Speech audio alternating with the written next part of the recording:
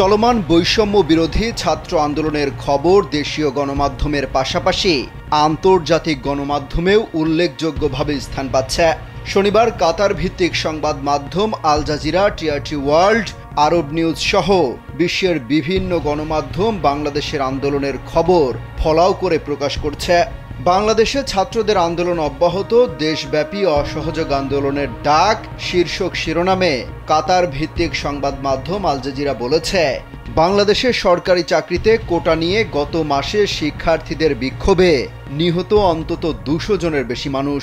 খামেরা তো দাগ হয় কিভাবে? এই যে ভাবি, দাগও যাবে রাগও যাবে, নিন চাকা সুপার হোয়াইট।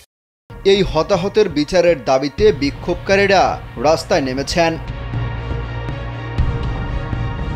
বর্তমান সরকারের উপর চাপ বাড়াতে বিরাট বিক্ষোভ মিছিল পালিত হয়েছে।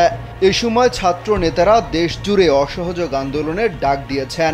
আল জাজিরার সাংবাদিক তানভীর চৌধুরী জানান, রাজধানীর উপকণ্ঠে গাজীপুর ও কুমিল্লা জেলায় বিক্ষোভকারী ও পুলিশের মধ্যে সংঘর্ষ হয়েছে।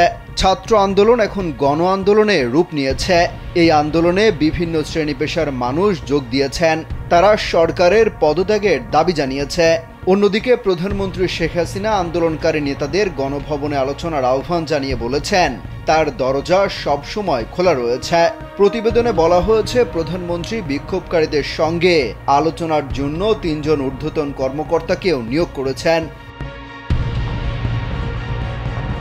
আন্দোলনের একজন সমন্বয়ক আসিফ মাহমুদ বার্তা সংস্থা এপিকে বলেন, অসহযোগ আন্দোলনের মধ্যে রয়েছে ট্যাক্স এবং ইউটিলিটি বিল পরিশোধ না করা, সরকারি কর্মকর্তা কর্মচারীদের ধর্মঘট এবং ব্যাংকের মাধ্যমে বিদেশি রেমিটেন্স পাঠানো বন্ধ করা।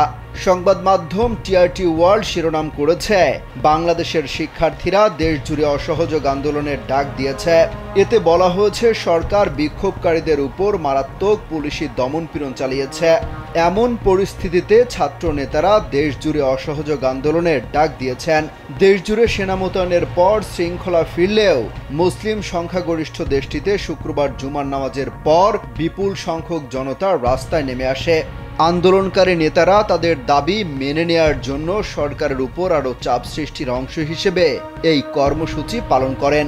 সংবাদ মাধ্যম আরব নিউজের শিরোনামে বলা হয়েছে, বাংলাদেশের শিক্ষার্থীদের দেশজুড়ে অসহযোগ আন্দোলনের ডাক।